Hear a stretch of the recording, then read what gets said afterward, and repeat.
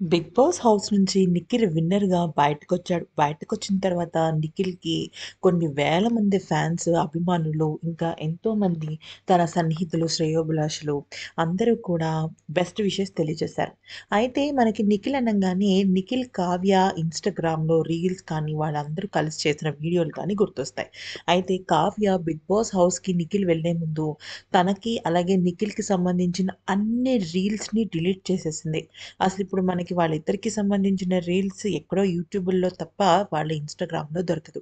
అయితే నిఖిల్ బయటకి రాంగానే ఒక రీల్ అయితే విపరీతంగా వైరల్ అయిపోయింది. అయితే రీల్ వైరల్ అవ్వడంలో పెద్ద విషయం ఏంటి అని మీరు అడగొచ్చు. ఇక్కడే పెద్ద మ్యాటర్ ఏంటంటే ఆ రీల్‌ని కావ్య లైక్ చేసింది.